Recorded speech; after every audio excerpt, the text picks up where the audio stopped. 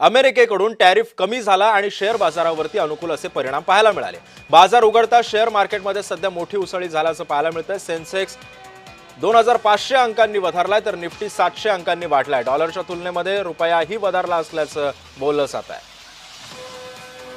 आणि या संदर्भामध्ये आपण अधिकची माहिती जाणून घेऊयात। अर्थतज्ञ विनायक कुलकर्णी सर आपल्या सोबत आहेत। विनायक सर, स्वागत आहे तुमचं जय महाराष्ट्रमध्ये। टॅरिफ कमी झाल्यानंतर शेअर बाजारावरती त्याचे अनुकूल परिणाम पाहायला मिळतात। येत्या काळामध्ये सुद्धा असेच परिणाम आपल्याला पाहायला मिळतील शेअर बाजारामध्ये?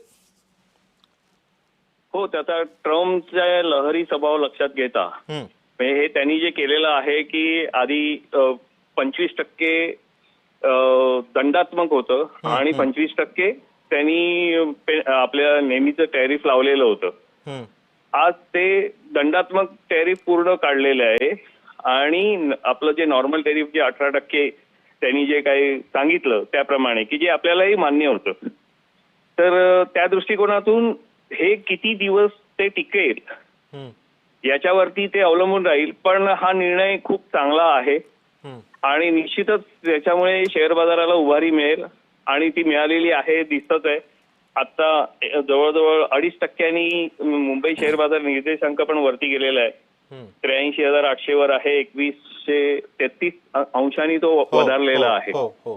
तर या सगळ्या पार्श्वभूमीवरती मी फक्त एवढंच सांगेन की हे एका दिवसात जेव्हा असं काही घडामोडी होतात की म्हणजे रविवारी सेन्सेक्स एवढा कोसळला होता की अपेक्षा अर्थसंकल्पातून अपेक्षा भंग झाल्या म्हणून किंवा ह्याचे जे एसटीटी होते सिक्युरिटी ट्रान्झॅक्शन टॅक्स मध्ये प्रमाण वाढवलं म्हणून डेरिव्हेटिव्ह वरचं फ्युचर अँड ऑप्शन्स वरचं, तर याचा एक जो नकारात्मक जो काही सूर होता तो या टॅरिफ प्रकरणामुळे तो पुन्हा सकारात्मक होऊन आता असं म्हणता येईल की ते वातावरण हे कायम टिकावं अशी अपेक्षा आहे। बरं, पण विनायक सर, आता हे झालं शेअर बाजाराचं। देशाचं अर्थकारण जर आपण एकंदरीत समजून घ्यायचं झालं तर जेव्हापासून टॅरिफ लावला गेला तेव्हापासून अनेकदा म्हणजे जे आपण काय म्हणू त्याला सोन्याच्या किमती असतील आणि शेअर बाजाराचं तर आपल्याला आता उदाहरण आलं। येत्या काळामध्ये सोन्या चांदीचे भाव सुद्धा घटू शकतात का या सगळ्या प्रकरणामुळे? नाही, ऍक्च्युअली खरं म्हणजे सोनं आणि चांदीचे खरोखरच ही वाढ नैसर्गिक होती का, तर याचं उत्तर नकारात्मक येते।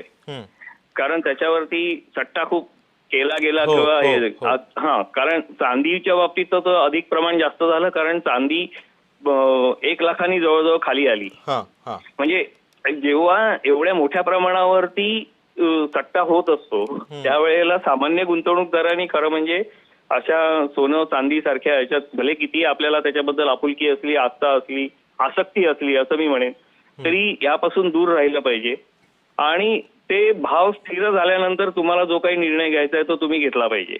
नक्कीच। धन्यवाद विनायक सर तुम्ही केलेल्या या सविस्तर विश्लेषणाबद्दल। त्यामुळे आपण सध्या पाहतोय बाजार उघडता शेअर मार्केटमध्ये मोठी उसळी झाल्याचं पाहायला मिळालं। सेन्सेक्स 2,500 अंकांनी आता वधारल्याचं पाहायला मिळत आहे। अमेरिकेकडून टॅरिफ कमी केल्यानंतर शेअर बाजारामध्ये हे बदल पाहायला मिळतात।